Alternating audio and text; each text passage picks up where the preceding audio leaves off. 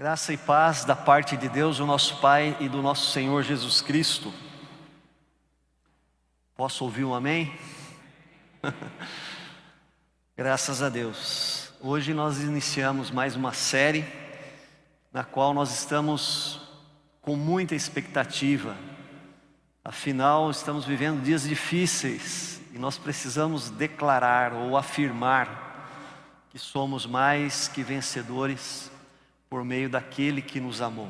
É uma série que visa trazer confiança, esperança a todos nós. E a cada domingo nós estaremos aqui dizendo como somos mais do que vencedores. E hoje eu queria falar por que nós somos mais do que vencedores. E o texto escolhido nesta manhã é um texto clássico da teologia de Paulo, da teologia reformada, o texto de Romanos 8, texto que os presbiterianos gostam muito, né? Romanos 8, 28. Sabemos que todas as coisas cooperam para o bem daqueles que amam a Deus, daqueles que foram chamados segundo o seu propósito.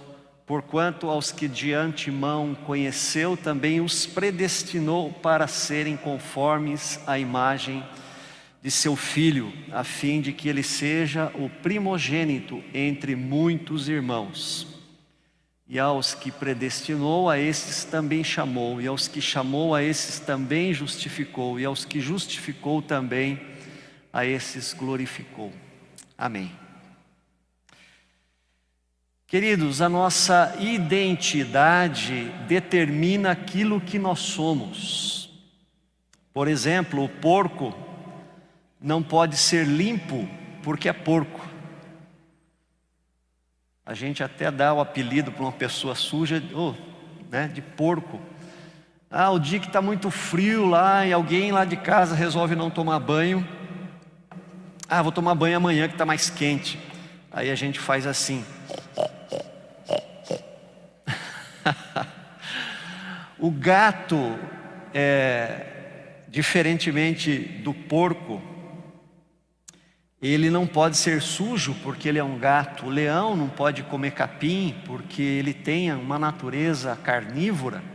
E o elefante não pode comer carne porque ele é um elefante e a sua natureza é herbívora. Se somos pecadores, então de fato viveremos no pecado. Se somos santos, de fato viveremos na santidade. Se ainda não nos tornamos filhos de Deus, ainda somos, segundo a Bíblia, filhos do diabo e vamos manifestar as obras dele. E a Bíblia faz uma forte e contundente afirmação aí no capítulo 8 de Romanos, um pouquinho mais para frente do texto que nós lemos. E a declaração é a seguinte: que em todas essas coisas, porém, somos mais que vencedores. Somos mais que vencedores por meio daquele que nos amou. Esta declaração deve fazer parte da nossa identidade de filhos de Deus. Se Deus nos declara, ou se a palavra de Deus nos declara mais que vencedores, então vamos viver como mais que vencedores. Vamos ser mais que vencedores. E o que significa ser mais que vencedor? Como vive alguém que é mais que vencedor? Como temos vivido a nossa vida como super vencedores, que é o termo traduzido aqui ao pé da letra, hipernícomen, super vencedores. A nossa vida, a nossa postura diante de tudo o que está acontecendo, ela mostra isso, que nós somos mais do que vencedores. Então, nesta abertura dessa série, eu queria responder nesta manhã, abrindo a série, dizer o porquê você é mais que vencedor, porque eu sou, porque nós somos mais que vencedores. E no que implica sermos mais que vencedores, falaremos durante todo esse mês de julho. Primeira coisa, queridos, que o texto nos ensina do porquê sermos mais que vencedores, é que tudo coopera para o nosso bem. Sabemos que todas as coisas cooperam para o bem daqueles que amam a Deus, daqueles que foram chamados segundo o seu propósito. Indiscutivelmente, nós somos mais que vencedores exatamente porque todas as coisas cooperam para o nosso bem. Na história geral da nossa vida, tudo coopera para o nosso bem. Talvez na história pontual, particularizada, de momentos, talvez não. Mas ao longo de toda a nossa existência, sim, todas as coisas cooperam para o nosso bem. No plano eterno de Deus, tudo vai cooperar para o nosso bem. E a gente precisa sair daqui nesta manhã muito convicto disso. No dia a dia, em muitos momentos, nos sobrevêm males que nós não entendemos como aquilo pode trazer algum propósito bom para nós. Passado o tempo, muitos destes males que enfrentamos, do sofrimento que enfrentamos, se transformam em bem, e outros não. E outros não no sentido de jamais entendermos como puderam contribuir para o nosso bem. Talvez o maior exemplo de um mal que nunca entenderemos como ele pode contribuir para o nosso bem é a morte de um filho. Como a morte de um filho pode contribuir para o nosso bem? Invertendo a ordem natural de o filho enterrar um pai. Mas, fazendo coro com esse texto de Romanos, versículo 28, no capítulo 8, temos a linda história de José, que recebeu tantos males em sua vida, mas para lá no futuro mostrar o bem que Deus faria a todos da sua casa e do seu povo. O livro de Gênesis encerra contando essa belíssima história da grande e maravilhosa soberania de Deus. Lá um dos últimos versículos do Gênesis está escrito assim: José, quando recebe os seus irmãos lá, ele diz assim: vocês planejaram o mal contra mim, mas Deus o tornou em bem, para que hoje fosse preservada a vida de muitos. O paralelo no Novo Testamento é a história de Onésimo e Filemão. Filemão era um rico cristão convertido com a pregação e o ensino do apóstolo Paulo. Onésimo era o seu escravo, que foge, que defrauda o seu patrão. E ao fugir e ser preso, ele encontra-se com o apóstolo Paulo, o qual também é evangelizado pelo apóstolo, e se converte, e se torna irmão na fé de Paulo, irmão na fé de Filemão. E Paulo diz: você vai voltar agora para reparar o seu erro perante o seu irmão Filemão e o seu patrão. E ele escreve uma carta a Filemão dizendo que receba Onésimo como, não um escravo, mas como um irmão. Porque agora aquele que havia sido inútil para Filemão seria útil. Essa é a maravilhosa soberania de Deus que usa o mal para transformar em bem para aqueles que são chamados segundo o seu propósito. Se realmente fomos chamados segundo o propósito de Deus, como diz esse versículo, Deus está nos conduzindo para o bem, até mesmo através dos males que nos sobrevêm. Por isso é necessário de nossa parte duas coisas. Primeiro, a certeza de que somos de Deus. e a firme convicção de vivermos próximos a Ele. Porque quando vivemos próximos a Deus, é que nós captamos esses processos pelos quais Deus modela a nossa vida. Senão nós não entendemos e não absorvemos a bondade de Deus nas coisas ruins. Somos vencedores? Sim. As pessoas que não creem, que não conhecem, que não têm uma vida com Cristo, também são vencedoras no plano humano, no plano terreno. Mas por que todas as coisas cooperam para o nosso bem? E aí é isso que nos faz mais que vencedores. Primeiro, porque fazemos parte do plano eterno de Deus. E em segundo lugar, pela obra que Deus operou e opera em nós de acordo com o seu plano. E é sobre isso que eu quero falar nesta manhã. O plano eterno de Deus. O versículo 28 fala no seu finalzinho ali daqueles que são chamados segundo o seu propósito. E aí entra no versículo 29 dizendo: portanto, aos que de antemão conheceu, também os predestinou, os escolheu para serem conformes à imagem de seu Filho. Nós fomos chamados com um propósito: sermos parecidos com Jesus. E por que o propósito de Deus para nós foi esse? Porque Jesus dá alegria ao seu Pai. Este é o meu Filho amado, no qual eu tenho todo prazer. Está registrado lá no batismo de Jesus.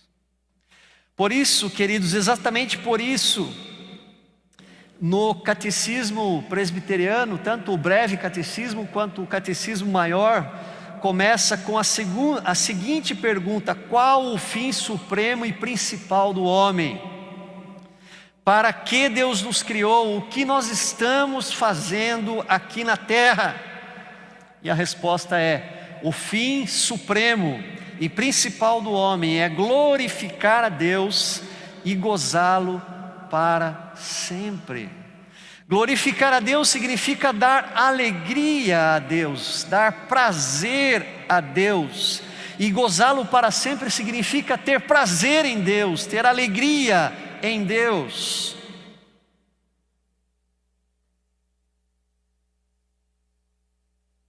O plano eterno de Deus é nos fazer parecidos com o seu Filho, porque o seu Filho lhe dá prazer, e sendo parecidos com o seu Filho, também daremos alegria ao Senhor. Por isso nós devemos, queridos, abandonar aquela nossa ortodoxia morta. O pastor Hernandes fala bastante sobre isso. A nossa religiosidade, o nosso tradicionalismo, e nos portar e viver a nossa vida com Deus como filhos amados do Pai, os quais dão prazer e alegria a Ele, vivendo com Ele uma vida de proximidade e de amor. Muito mais do que pensar corretamente sobre Deus, Deus espera que nós o amemos. Temos visto os cristãos que zelam pela reta doutrina, mas não amam corretamente a Deus. Mais do que crer corretamente, Deus quer que nós o amemos de uma maneira correta. Os fariseus pensavam corretamente sobre Deus, eles conheciam a palavra, eles sabiam de cor a Torá, o Pentateuco, os 5 primeiros livros da Bíblia, mas não o amavam. Eles têm zelo de Deus, mas sem entendimento. A mulher pecadora não conhecia as doutrinas bíblicas, mas amou a Jesus. Enquanto o Simão, o fariseu, estava preocupado com os erros de postura de Jesus. de doutrina. O jovem rico conhecia corretamente os mandamentos, mas não amou Jesus o suficiente. Mas Zaqueu, que não frequentava escola bíblica dominical, não frequentava igreja nem sinagoga, ele amou Jesus e abriu o seu coração para Jesus. Queridos, o plano eterno de Deus é nos tornar parecidos com Jesus, e aí teremos com Deus uma relação a qual lhe dará prazer e alegria.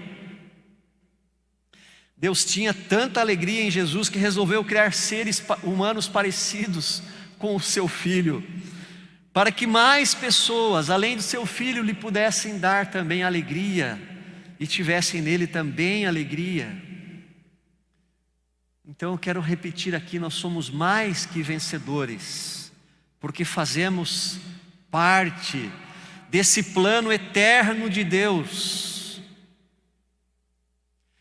E então, queridos, em cima desse plano de amor, Deus fez uma grande obra. Ele executou o seu plano em nós. É o que nos diz o próximo versículo. Ele diz: porquanto aos que de antemão conheceu, também os predestinou para serem conformes à imagem de seu Filho, e aos que predestinou, a esse também chamou, e aos que chamou, a esse também justificou, e aos que justificou, a esse também glorificou. Olhando atentamente para esse texto, nós podemos dividir a obra de Deus em 5 atos, que são os 5 verbos: conheceu, predestinou, chamou, justificou, glorificou. Então eu posso dizer o seguinte: você é mais do que um vencedor, porque Deus te conheceu. E esse conhecer de Deus significa, eu vou explicar melhor, Ele te amou, Ele te escolheu, Ele te chamou, Ele te justificou e Ele te glorificou. O que significa tudo isso? Aos que de antemão conheceu. Queridos, aqui o conhecer de Deus nos levou a nos escolher. Então, este conhecer de Deus, na verdade, significa, foi o amar de Deus. Deus nos amou antes da fundação do mundo. Deus nos conheceu e nos amou antes da fundação do mundo. Como disse o texto lido agora há pouco, na abertura do nosso culto, no Efésios capítulo 1, no versículo 4, assim como nos escolheu nele antes da fundação do mundo, para sermos santos e irrepreensíveis perante ele, e em amor nos predestinou para ele, para a adoção de filhos por meio de Jesus Cristo. Ele nos amou primeiro. Esse é um princípio básico das Escrituras. Jeremias 31:3: de longe se me deixou ver o Senhor, dizendo: com amor eterno eu te amei. Amor eterno. Por isso, com benignidade, com bondade, eu te atraí, eu te chamei pelo nome. Aleluia. João 3,16: porque Deus amou o mundo de tal maneira que deu o seu Filho para a nossa salvação. O mesmo João escreve lá: nós o amamos, lá no finalzinho da Bíblia, porque Ele nos amou primeiro. A obra de Deus acontece antes de tudo, porque Ele nos amou. O amor de Deus é a causa do seu plano eterno. Ao nos amar, também Deus nos escolhe. Versículo 29, porque aos que de antemão conheceu, também os predestinou. Deus nos predestinou, Deus nos elegeu, Deus nos escolheu para sermos parecidos com o seu Filho. Deus nos predestinou para sermos salvos, para nos tornarmos seus filhos amados e participarmos do seu plano eterno. A predestinação ou a eleição, essa escolha antecipada de Deus por mim e por você, ela foge do nosso raciocínio cartesiano, né? Lógico. Por que Deus escolheu uns e não escolheu outros? Nós não temos resposta. Não temos. Mas nós precisamos considerar que Deus é totalmente livre e soberano para fazer o que Ele quer. É certo que nós, criaturas tão frágeis e tão pequenas e passageiras, nós temos em nós aquela naturezinha do Adão. Ah, seu Adão, se um dia eu poder conversar com ele, e você também, você vai perguntar, né? A mesma pergunta que eu vou fazer para ele: por que, Adão? Essa sementinha do pecado, de querer ser igual a Deus, então nós questionamos a majestosa soberania de Deus. Nós somos barro, mas nós insistimos em questionar, em perguntar ao oleiro por que ele faz assim ou por que ele faz assado, como se tivéssemos essa capacidade. Jó fez isso também diante do sofrimento que teve. Ele indagava a Deus, ele questionava a Deus até o capítulo 37. Ele questiona a Deus. No capítulo 38, e Jó tem 42 capítulos, Deus começa a falar. E quando Deus começou a falar, Jó emudeceu diante da grandeza, da majestade, da complexidade de Deus. Então, o que nós podemos afirmar sobre a predestinação? Deus nos escolheu porque nos amou. Muitas coisas nós podemos afirmar sobre a predestinação, outras coisas não podemos, não alcançamos. Mas uma delas é: Deus nos escolheu porque nos amou. Deus não nos escolheu porque previu que íamos aceitá-lo. Eu sei que tem uma corrente que pensa assim, eu não penso assim, segundo a presciência de Deus. Eu não penso porque ainda dependeria da minha atitude, e a graça de Deus não depende da minha atitude. Deus não nos escolheu porque previu que íamos aceitá-lo. O contrário sim é verdade, nós o aceitamos porque Ele nos escolheu. Muito menos Deus nos escolheu porque viu algo de bom em nós, ou viu em nós algum mérito, porque aí assim anularia a graça de Deus. A graça de Deus é incondicional, não depende absolutamente de nenhuma atitude nossa. E ao que predestinou, ou os quais Ele escolheu, também o chamou. Os escolhidos de Deus foram chamados, estão sendo chamados e serão chamados nos 4 cantos do mundo em todas as épocas. Eu conversava uns anos atrás com um sujeito de uma outra religião, e no frigir dos ovos, depois de uns 40 minutos de conversa, ele quis dizer para mim que a denominação ou a religião dele lá estava correta, que eu deveria mudar, né, e seguir lá onde ele segue. E eu falei assim: você é um cara inteligente, e a sua religião aí começou em 1700, 1800. Você acredita que Deus ficou sem testemunha na terra durante 1800 anos? Vai contar essa historinha para outro, não para mim. Deus chamou, Deus chama e Deus chamará os seus eleitos em todo o tempo.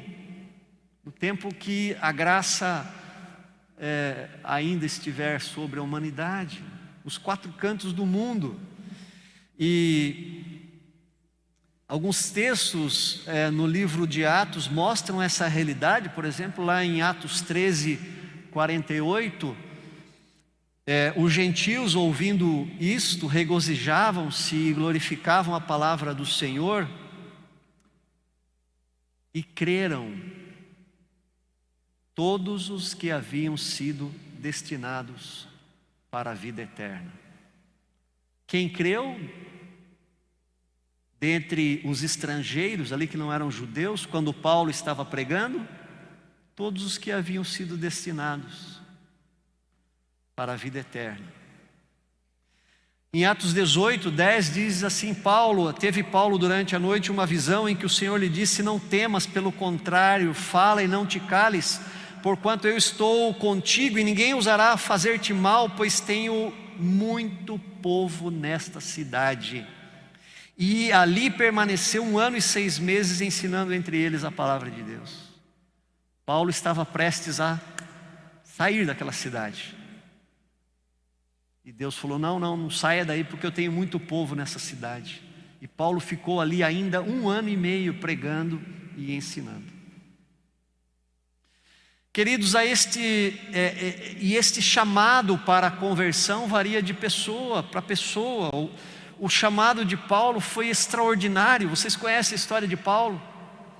O chamado do carcereiro de Filipos foi extraordinário. Vocês conhecem também a história? Já o chamado do eunuco etíope foi muito tranquilo. Também todos eles estão em Atos dos Apóstolos. O meu chamado foi muito tranquilo. O chamado da Églia, da minha esposa, foi muito tranquilo. Mas existe um momento em que Deus nos chama. E Deus testifica com o nosso espírito que somos seus filhos amados.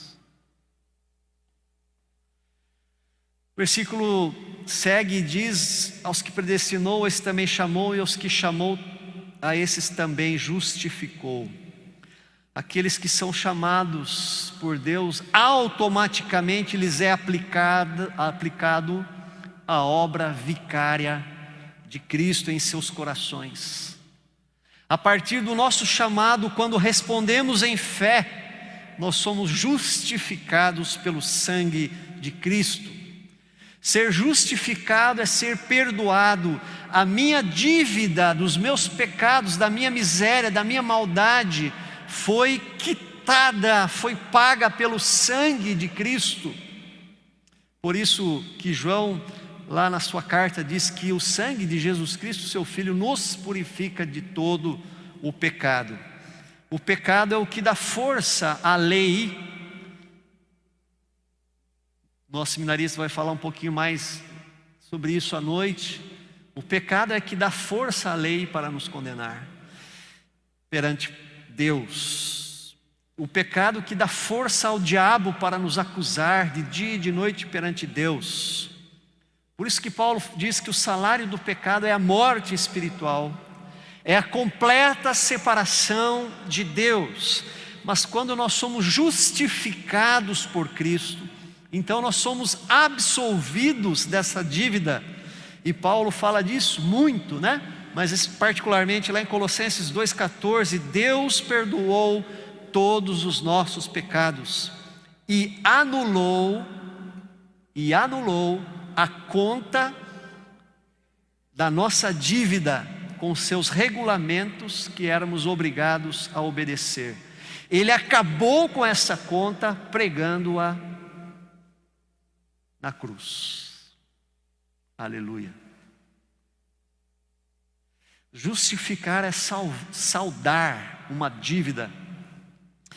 Eu sempre morei na zona oeste, a zona mais bonita da cidade de Sorocaba, lá nos altos da General Carneiro.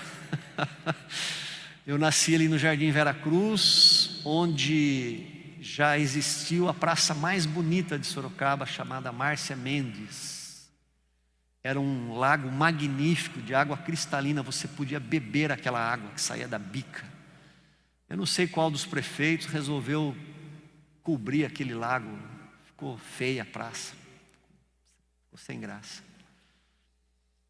Mas, na minha época de criança, tinha um armazém na Avenida Curitiba, que hoje se chama Armando Panunzio.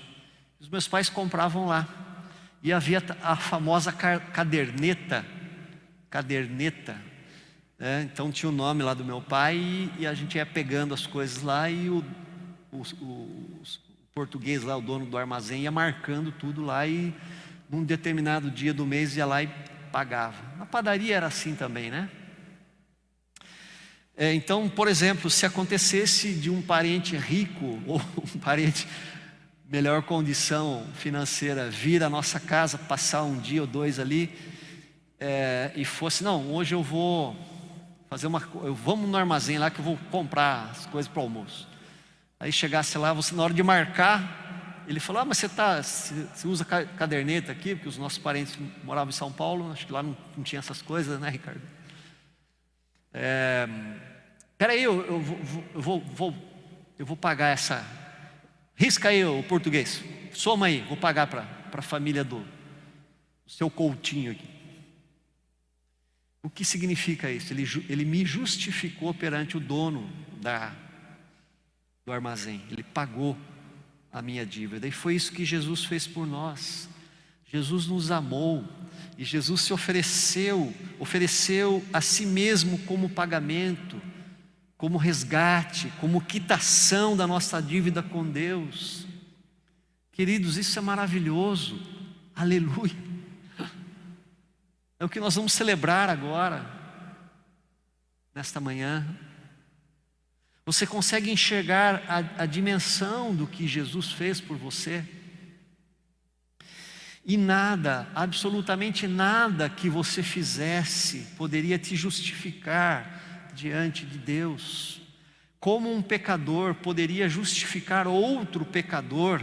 Só aquele que era santo, o santo de Deus, Jesus Cristo, poderia ter feito e fez isso por você e por mim. Por isso Paulo declara abertamente lá em 2 Coríntios 5:21, Deus tornou pecado por nós aquele que não tinha pecado. Jesus se fez pecado para que nele nós tornássemos justiça de Deus. Coisa estupenda, maravilhosa. Isto é justificação. Deus fez de Jesus pecado para que eu e você fôssemos feitos justiça ou declarados justos perante Deus. Que loucura! Por isso o plano eterno de Deus começa com o seu amor por nós. Hoje eu estou absolvido perante Deus, hoje você está absolvido perante Deus. Nada pode nos condenar, porque Cristo pagou a nossa dívida com a sua própria vida. Ele perdeu a sua vida para nos dar a vida. Aleluia. E aos que justificou, a estes também glorificou. Aqui o verbo grego no tempo auristo significa uma ação no passado com um efeito no futuro. No presente e no futuro. Nós já fomos declarados glorificados pela morte e ressurreição de Cristo, mas ainda não fomos glorificados no tempo e no espaço. Quando isso irá acontecer? Na volta gloriosa de Jesus Cristo como Rei dos Reis. Paulo afirma em Colossenses capítulo 3, pois a nossa pátria está no céu, de onde aguardamos o Salvador, o Senhor Jesus Cristo, o qual transformará o nosso corpo de humilhação para ser igual ao corpo de sua glória, segundo a eficácia do seu poder, que ele tem até de subornar a si todas as coisas. A nossa glorificação, que ainda não aconteceu, e ainda não aconteceu também dos nossos pais que morreram crentes. A nossa glorificação, que vai acontecer na volta do Senhor Jesus, é a transformação pela qual o nosso corpo passará na eternidade. Teremos um corpo glorificado, um corpo incorruptível que não envelhece, um corpo mortal para habitar a imortalidade, um corpo semelhante ao corpo ressurreto de Jesus. Aleluia. Por que somos mais do que vencedores? Será que eu consegui dar um pouquinho da dimensão nesta manhã do porquê a Bíblia afirma que nós somos mais do que vencedores? Porque todas as coisas cooperam para o nosso bem. E porque todas as coisas cooperam para o nosso bem? Porque nós estamos na lista, nós estamos relacionados no plano eterno do nosso Deus, porque Ele nos amou e nos escolheu para termos uma nova identidade, a saber, de filhos amados do Pai, de discípulos parecidos com o Mestre. Queridos, nós somos mais do que vencedores, porque a nossa vida não se baseia apenas, tão somente nesta vida. Se nós crêssemos que a nossa vida é apenas essa, que tudo termina aqui, seríamos os mais derrotados de todos os seres humanos, porque a morte engoliria todas as nossas vitórias conquistadas aqui. Somos mais que vencedores, porque além de estarmos vencendo nesta vida, seremos vencedores também na vida eterna.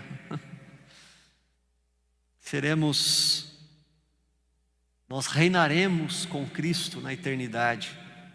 Por isso Paulo disse a Timóteo: fiel esta palavra, se já morremos com Ele, também viveremos com Ele. Se perseveramos, também com Ele reinaremos.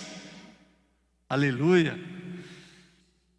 Diante disso, queridos, que aplicação nós podemos fazer em nossa vida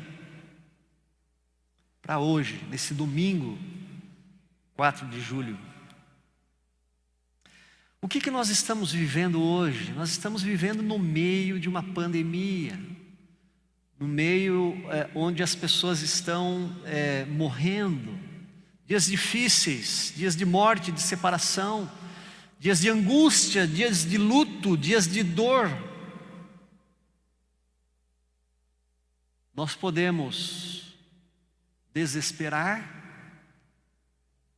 nós podemos ficar com medo, nós podemos ficar angustiados, nós podemos ficar tensos, nós podemos desenvolver uma síndrome do pânico, uma depressão, podemos desenvolver algum tipo de fobia, mas podemos também, pela fé, pela ação sobrenatural do Espírito Santo, abraçar esta verdade de que somos mais que vencedores por meio daquele que nos amou.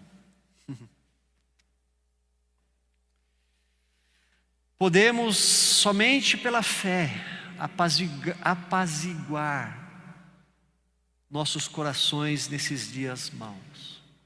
Podemos pela fé descansar neste amor de Deus, neste plano maravilhoso de Deus que teve um início lá atrás, antes da criação do mundo, que está sendo executado nesse presente momento e que será completo até o final.